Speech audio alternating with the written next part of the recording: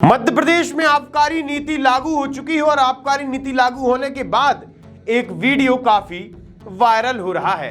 खबर को आगे बढ़ाने से पहले ये वीडियो आपके लिए।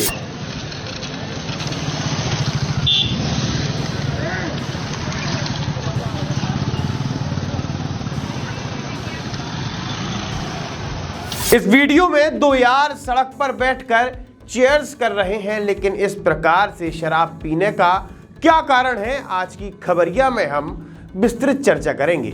नमस्कार, मैं आशुतोष भार्गव, आप देख रहे हैं आयुध।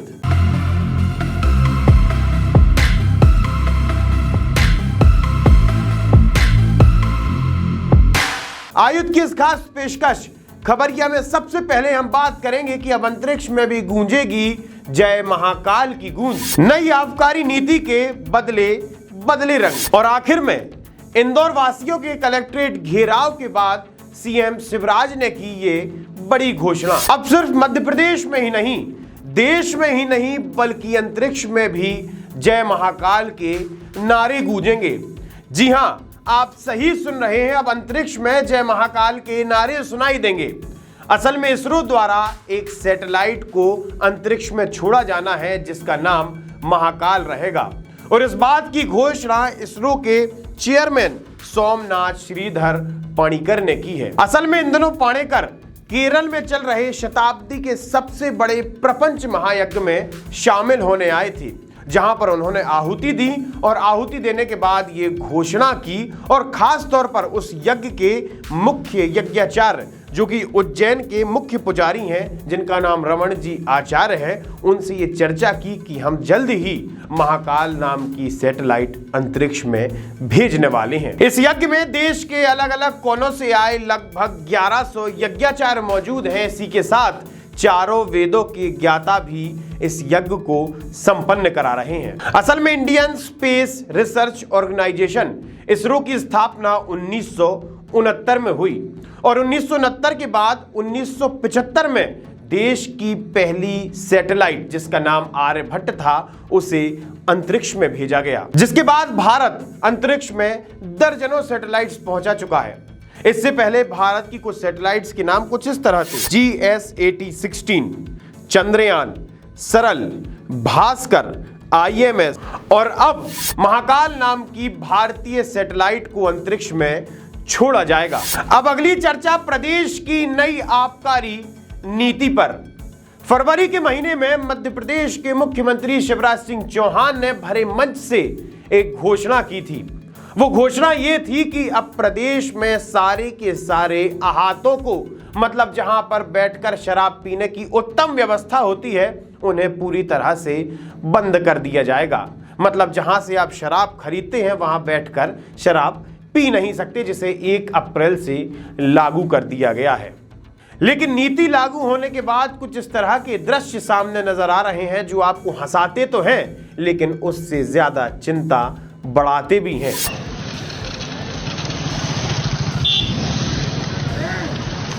राजधानी भोपाल में तो स्थिति ऐसी है कि लोग शराब की दुकान से शराब खरीदकर सरकारी अस्पताल और सरकारी स्कूलों की ओट में बैठकर शराब पी रहे हैं। इसी के साथ ही सिवनी मालवा का वो दृश्य हमने आपको दिखाया ही था, जहां पर लोग सड़क पर बैठकर खुलेआम शराब पी रहे हैं और नशे में चूर हैं।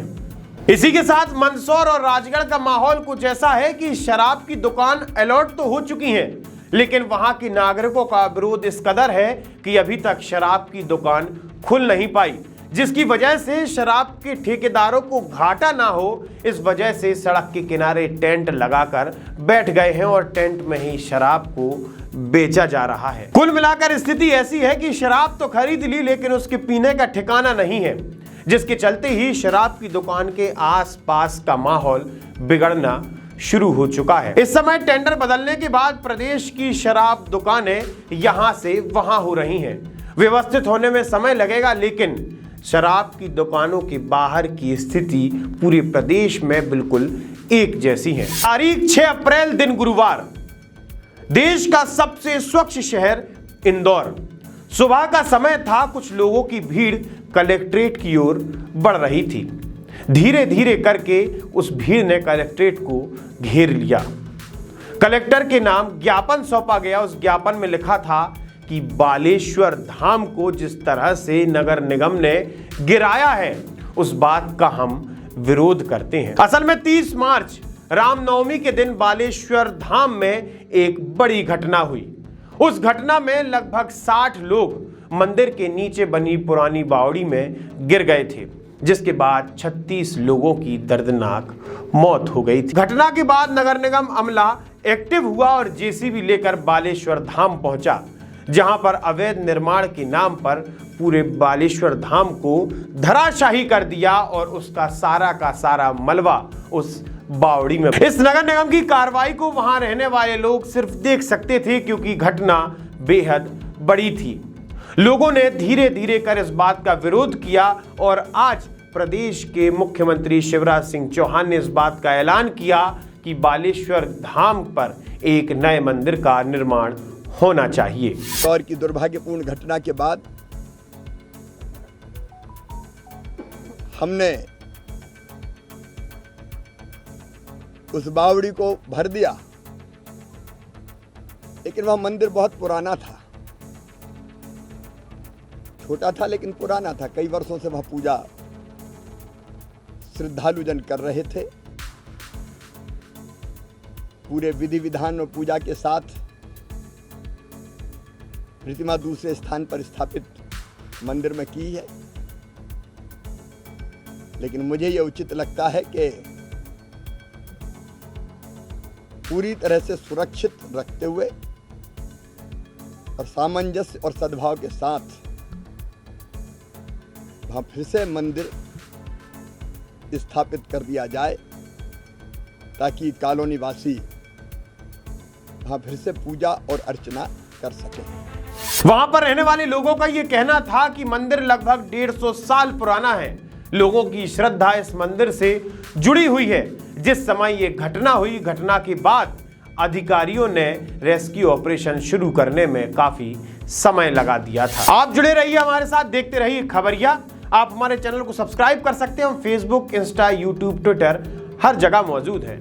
आपका बहुत बहुत धन्यवाद।